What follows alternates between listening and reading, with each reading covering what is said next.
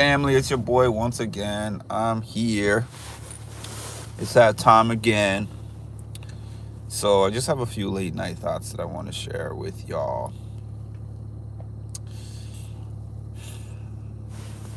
Because for whatever reason, I've started to enjoy this particular time of night slash morning, depending on where you are for this.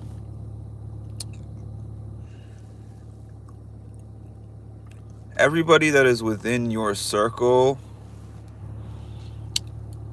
is not your responsibility. So there's a specific reason why I'm saying this. I unfortunately suffer from being an empath. And it might sound funny to say suffer. This is why I say that. We're all here in the world. And there are some people whose scope of what they feel begins and ends with what they see in the mirror. In other words, there's some people who only feel things if they impact them. You and 10 people could go through something, and it's something that you're all going through together. It could be something that you're literally going through together. And one person will only feel what they feel towards whatever it is. One person will feel their own feelings, but then they'll also feel the feelings of all the people around them. And I'll give you a perfect example. Hi, Charicity. I'll give you an example for myself. In 2015, I was at work. This was probably about when I first got a smartphone. Lord, the smartphone era. So I got the smartphone, and I looked at my smartphone right after I had finished running one of my groups, which was a big mistake to do right at that time. And then the smartphone, on my Facebook account, in my inbox on my Facebook account, there was a message from some guy. Hi, my name is so-and-so. I'm the landlord. Do you happen to know such and such, which was my uncle who lived in Canada? And I said, yeah, that's my uncle. I responded like, yes, that's my uncle. He says, I've been trying to get in touch with his mom. He died on such and such a day for this and this reasons. And I was like, and then he said, if you could relay that message to whoever this person is to you. In other words, could you relay this to your grandmother? And I was like, what is happening? Oh, you are out of here. By the way, Tricity, I think it's time to give you a mod status. Especially because nobody else seems to be up at this time to help me with that. Anyways, so yeah, I had gotten a message saying that my uncle had passed, but the guy didn't know that he was my uncle. So I didn't know how this message made its way to my inbox, and I was shocked. I didn't know what to think. I didn't know whether that was true or whether that was real. So I called a couple of people in my family. Those people that I called just instantly started crying. So I was like, okay, I need to call somebody who can actually help me resolve this, because not everybody is great in an emergency. Okay, I'm sorry for the pause, but I always have to make my quick 7-Eleven stop, and I don't want to continue with this topic outside of my car. So we are taking a pause from this story for a second.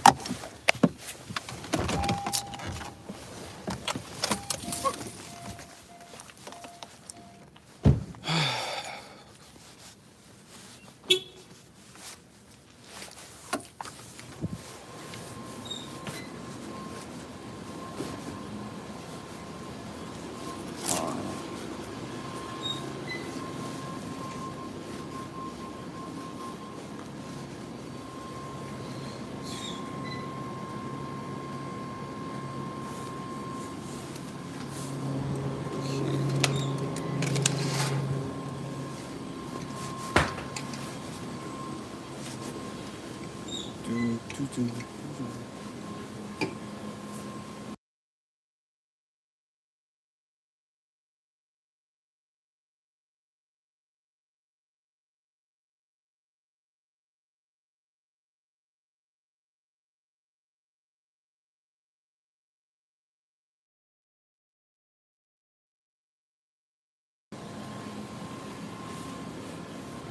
here?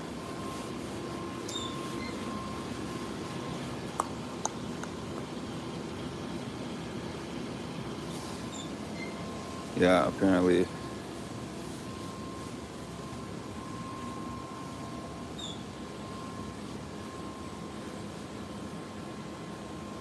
Are we walking with you?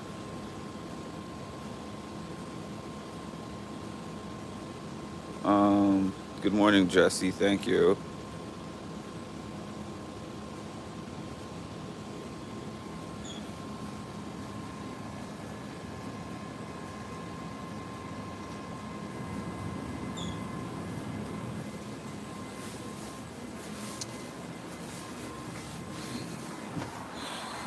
I have no patience.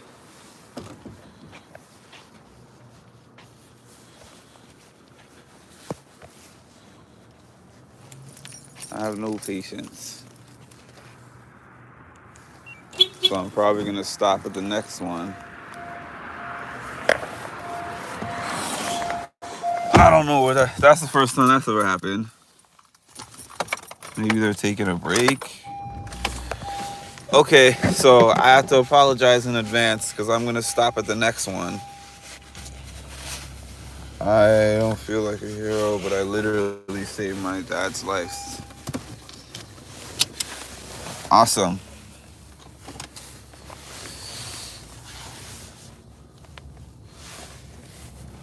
So let me continue with what I was saying. Okay. But I am going to stop again when I get to the next 7-Eleven because for some weird reason, this particular one, I don't know where the person working ended up being. All right. You can get rid of Brandon if you're still here. So, by the way, yeah, I block trolls.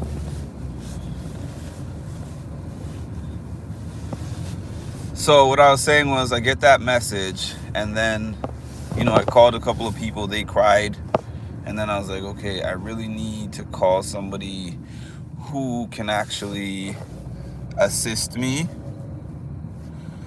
with figuring out what to do, because I literally have never had somebody reach out to me with a Facebook inbox message to tell me something like that.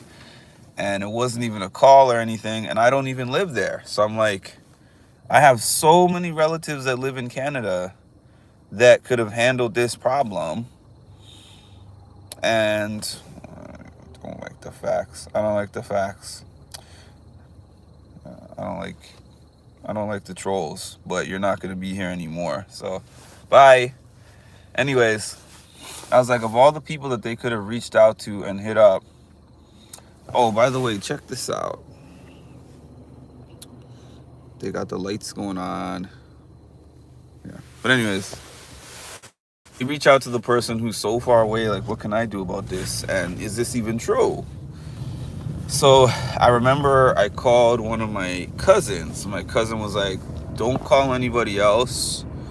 Ask for the name of the officer, the name and the information of the officer who reported this death, to make sure that this is true. And he said, I will call and confirm this for you. And if it is true, then you can decide what to do from there.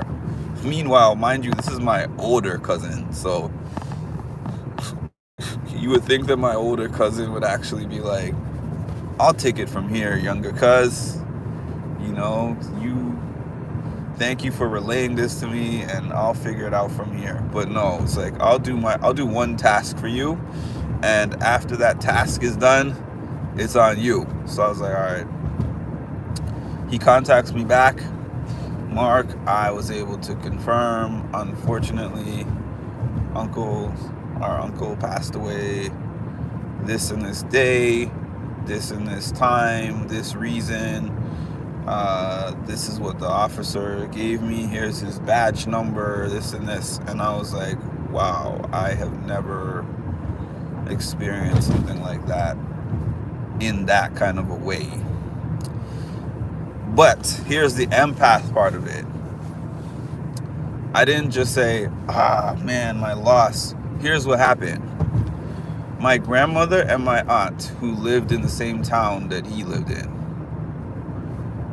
they had just left for the weekend. So, and my grandmother nor my aunt are cell phone people. Like, you got to catch them in the house or you're not going to catch them at all. If they're out, they're out. There's no way to communicate with them. They have to be home for you to be able to communicate with them. So they were not home. They were on the bus actually coming back from a trip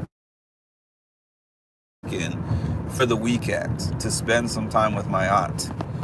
So after that information got confirmed to me, and I knew that my grandmother was his first emergency contact,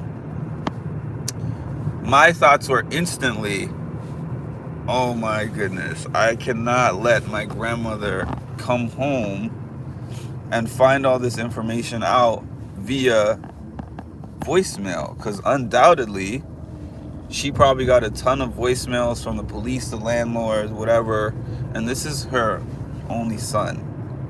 So that was the only thing on my mind at that time. I wasn't even thinking about me. I wasn't thinking about sadness that I felt for losing my uncle. I was thinking about, I gotta make sure that my grandmother finds this out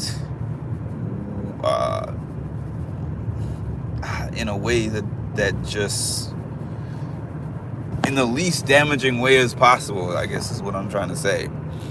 So I ended up contacting my aunt, and I told my aunt, she cried a little bit too. I mean, that's her brother, obviously. So, but actually, I remember perfectly well is that she cried, and then she said, please give me like 20 minutes to process a little bit, and then I'm gonna call you back. So she got off the phone with me. I was thinking, I hope she calls me back, because this is so time sensitive. My grandmother will be home in a few hours, and we had to figure out something of what to do.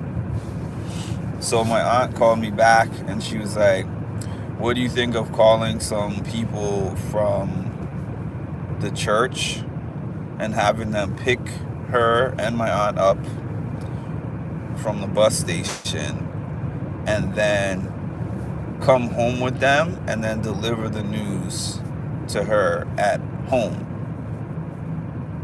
So this is what ended up happening. My aunt was able to call and find a couple of her friends that were willing to do that, and the friends were like, hey, we're here to pick you up and take you back from the bus station to the house. So they picked her up. Then they said, I need to come in. That particular couple of people were like, I need to come in. And they delivered the news in person. And, I wasn't there, but my grandmother reacted however she reacted.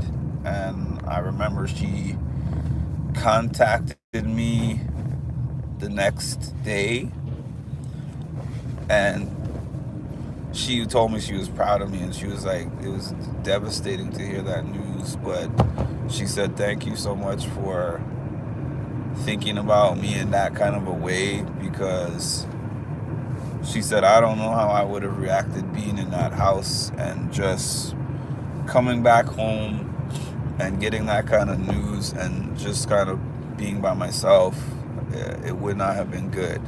So she said to have the support of those good friends that came by meant the world to me. And here's the empath part of it. Here's the whole point of me saying that story.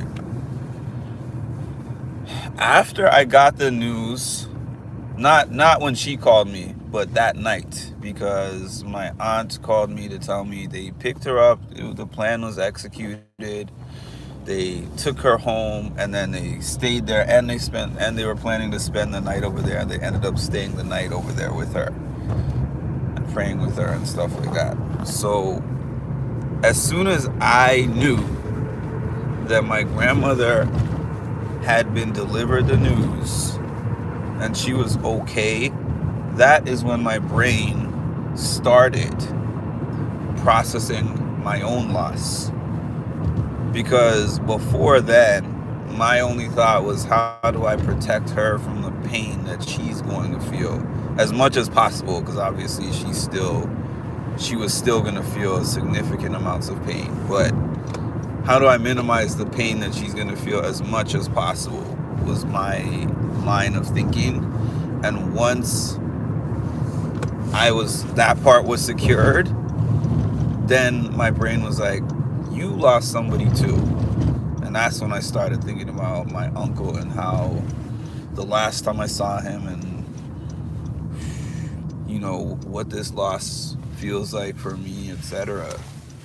My brain literally put that on the back burner. That's that thing about being an empath. I mean, in that particular case, I think that it was beneficial, obviously, but there are some other places where it's not quite as beneficial, and I'll get into that in a minute. Debbie's here. Hi, Debbie.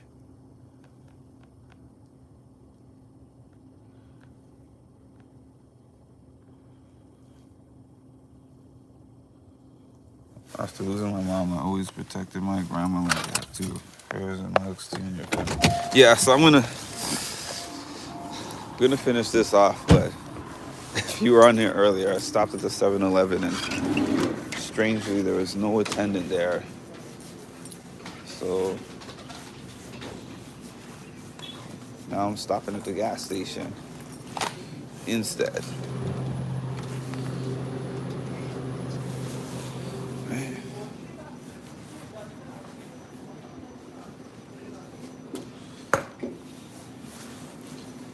To be continued in a second.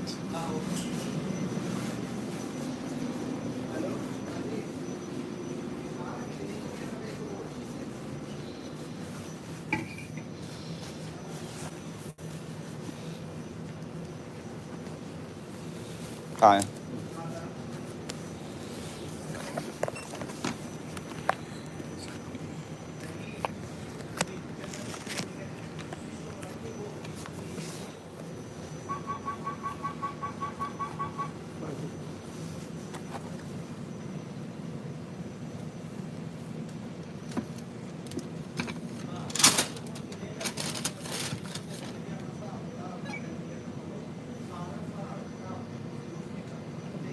Thank you.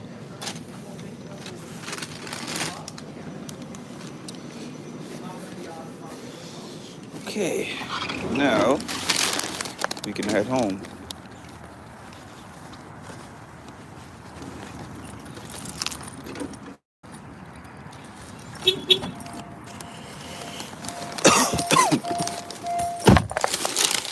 There was something else that I can't go into as many details about. I lost my mom in 2017. I still feel the loss. Sorry to hear that, Debbie.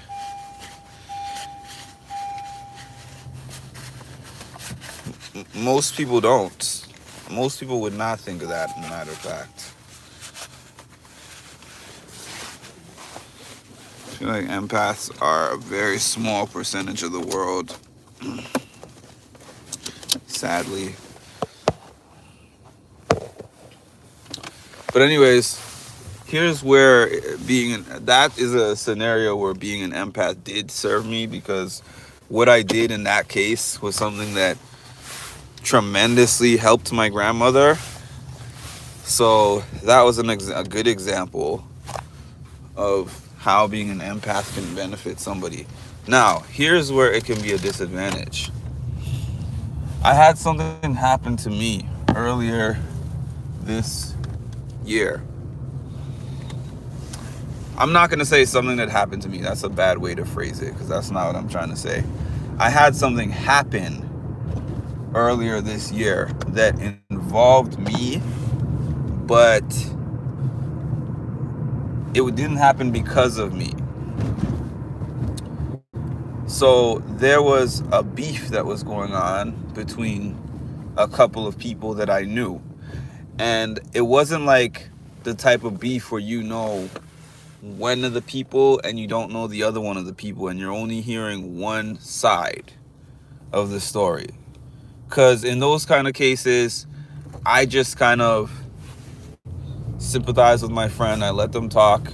All right, you're the one who's giving me your side and the other person's side, so it means that I don't really truly know a good enough amount about the story to be able to really say definitively, you're right and this person is wrong, or whatever. I can just say, based on, I don't say it like this, but in my head, I'm like, based on the version of the story that you're giving me, it sounds like you're right and they're wrong, but I don't really know. Who knows? Right? So, in this particular case, I literally knew both sides of this story. I wasn't there. Still, each person is giving their version of the story, so it's not that I have 100%, because nobody can have 100% unless you and the other party are the two parties. But I knew a lot about each side because each side had individually told me their side. And the thing about me is I'm a mediator. I'm just naturally a mediator, and I also have done that for years at work. Leading groups. I did how many years of group facilitation? From 2013 to about 2021. I was a group facilitator as part of my job. So I had to do mediation in real time, almost every group. Because almost every group, somebody wanted to argue and fight with somebody in the group. And I had to try to calm them down and resolve it for the group dynamics and all that stuff. But also, I end up being a mediator a lot of times in life as well. Because my personality, people just come to me for things like that. So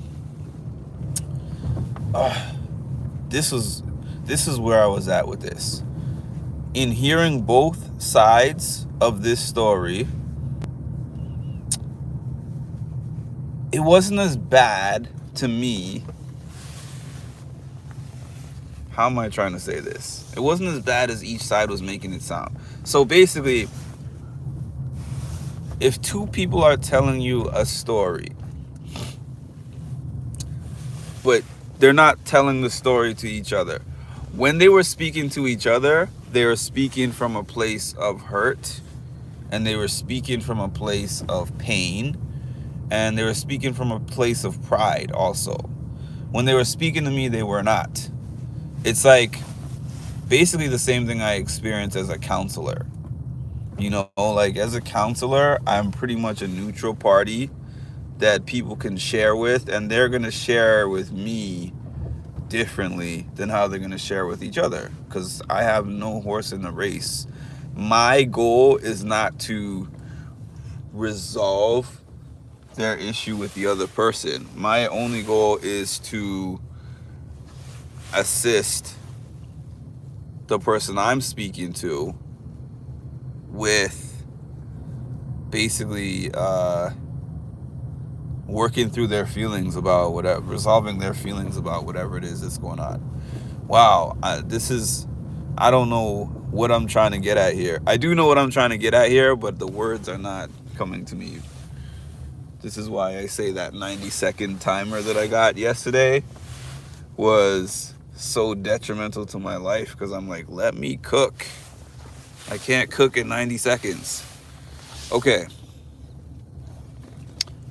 I guess the reason why it's hard for me to say this is because I'm not trying to give out the details of what it is that they were fighting about.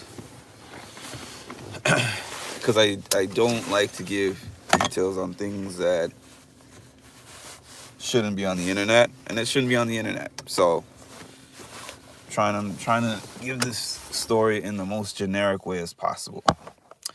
Person A and person B were having a dispute.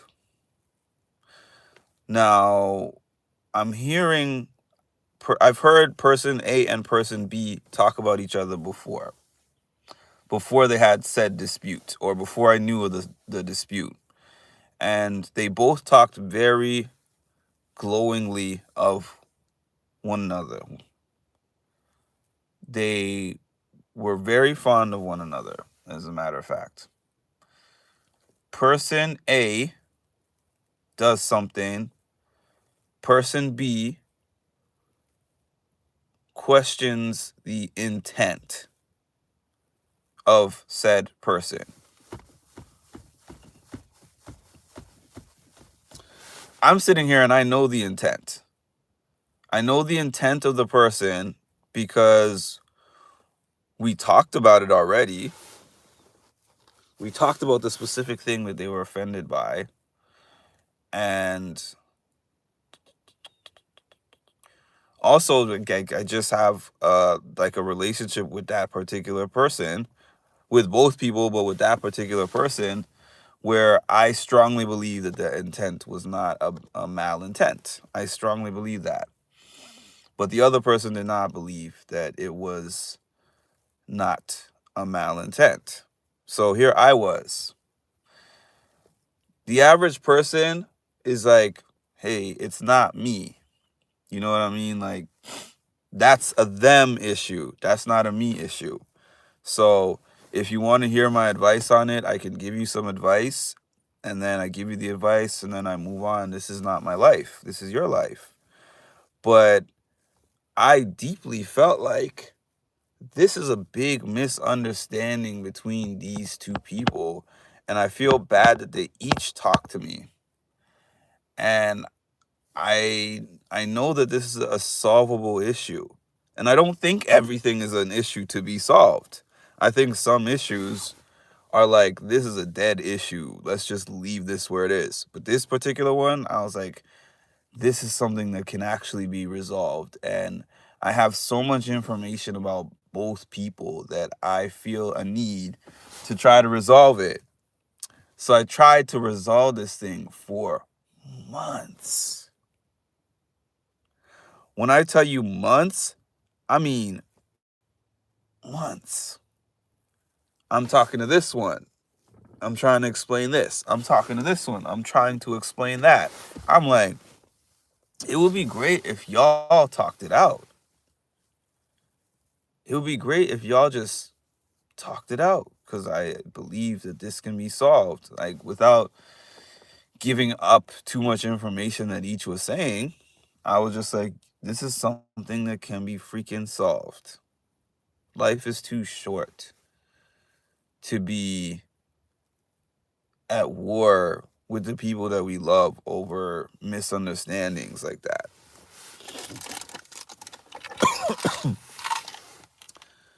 Months went by. This occupied my mind space for months and months and months.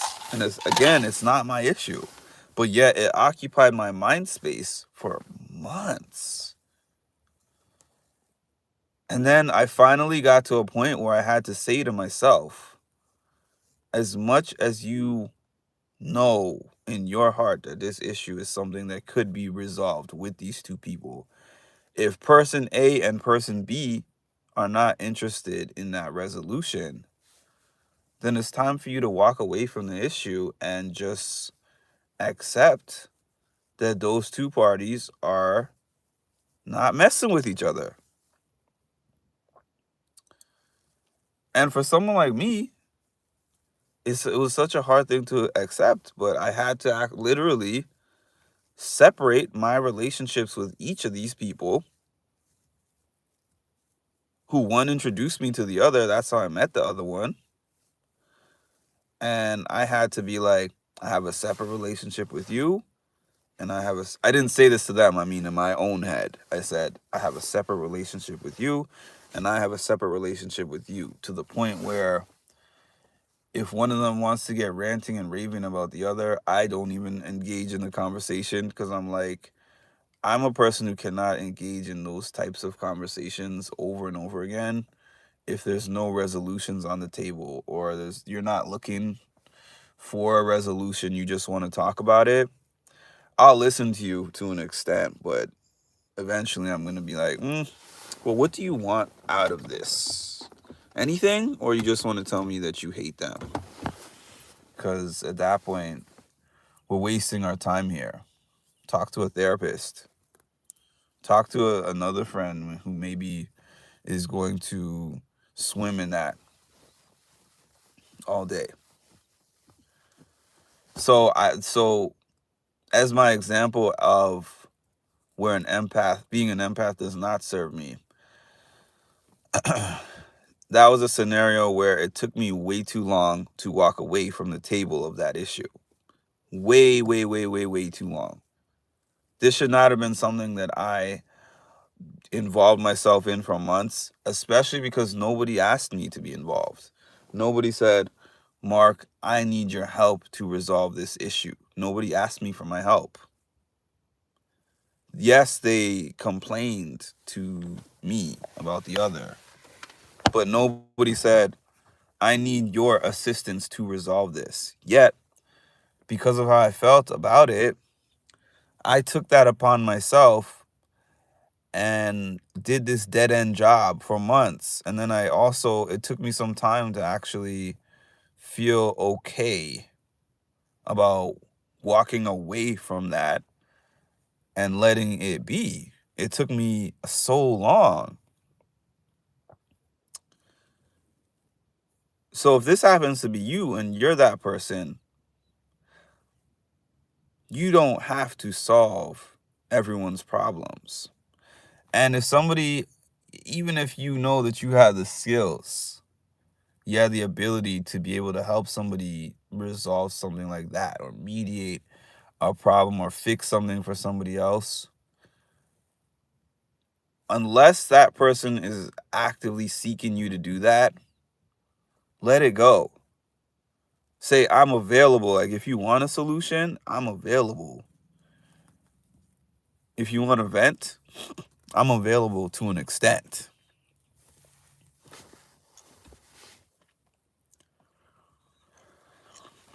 I'm a very neutral party, so I'm always the go-to person for advice, so I get that. I don't choose sides. I just discuss the way to effectively communicate should they want. We have our stories and make and hold on to be right, or see there might be an alternative truth where it's a misunderstanding. Let it go. I'm always a person who listens to both sides, tries to resolve it if I can. They either can accept it or not. I just let them know I'm here for them. I mean, that's a good way to be. I'm a natural fixer, so I get how easy it is to get in the cycle. That's a great that you learn. I'm learning. I can't say that I really can't say that I've learned in a sense of, you put me in that scenario again, I'm not going to do it again. But I will say,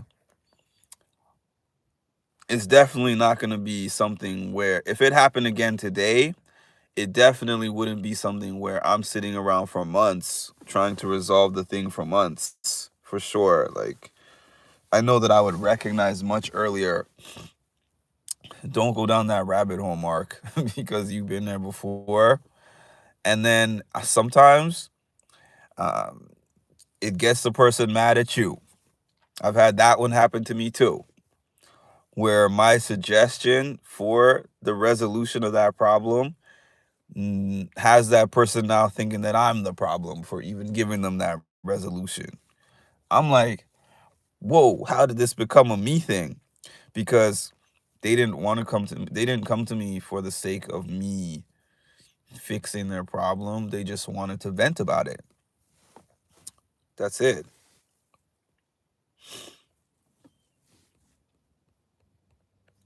So the world's problems are not for you to solve. Solve what you have the capacity to involve yourself in, and what people want your assistance with, not things that you just walk over there and look and see and feel like I have your solutions, so here they are. You have to be able to read the room. You have to be able to gauge what they're looking for. In fact, I had a friend that I had made at a previous job that would phrase things in a certain way with me when I would deliver a problem to her. I'd be like, oh man, this is pissing me off. This happened at work, blah, blah, blah. I'm upset.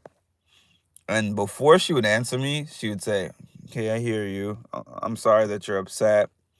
Now, before I begin with my answer, I just want to ask you, do you want me to give you an opinion about what you said? Do you want me to listen to you? Do you want me to give you solutions? Let me know what path you want me to take before I answer your question. And I was like, I never had anybody say something like that to me before, but it really changes the dynamic of the conversation right away. Because basically it's like, do you want to just have my ears and just listen? You just want me to listen? Or do you want me to tell you what I think and then provide you with solutions to the problem? And honestly, at that point in time, I really wanted to say, I just want you to be like, yeah, that person sucks. Like that's really what I was thinking, because that's what time I was on. That's the way that I was thinking at that time, because I was pissed off. But I was like, well, thank you for asking that. I guess I want solutions, and if you can help me with that, that would be great. So then she proceeded to say, here's my possible solutions based on my life experiences. I've dealt with a person like this before. These are the things that I would do if I were you. And I was much more willing to receive that information because she provided me with that question beforehand. Asking me that question beforehand was like, well, I told her that I want the solutions and the opinion. So because of that, I have to be willing to listen. Not necessarily meaning that I have to do what she's suggesting, but at the very least, I can't be mad at her for saying it, because I'm the one who said, yes, that's the version of what I want. So yeah, that's how I'm going to end it off. And just to reiterate, if you happen to be part of that empath community, the issues of all the people around you, whether that be at work, whether that be your friendships, your relationships, whether that be whoever, your kids, your parents, your cousins, siblings, whoever, friends, don't make them your issues. Have boundaries for yourself to a certain extent with what you are willing to take on, and look at everything in a sense of, all I can do here is at the most provide you a little bit of advice and some support, and what you do with it from there is totally on you. I'm not walking around with it. It's like if somebody has all their problems in this big backpack, and you're like, you know what, I think I can help the person by taking some of the things out of that backpack and putting them in my backpack. Well, guess what? You already have your own. set of things in your own backpack. So adding their problems to your problems is just going to give you back problems. And their problem is still not really going to be resolved unless they are doing the work to resolve it. And you can't do the work for them, no matter how much you strive to, no matter how much you want to, no matter how much you can see a better life and a better scenario for them. It all starts with them, just like it all starts with you. And they have to be the primary person who is working towards solving the problem. And for you, for anything that you're saying to even help them, they have to want the help from you first.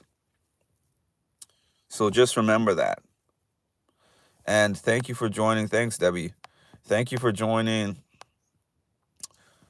Please make sure, if you have not, please like, comment, and subscribe, and hit the notification bell to get notified when I drop some more great content.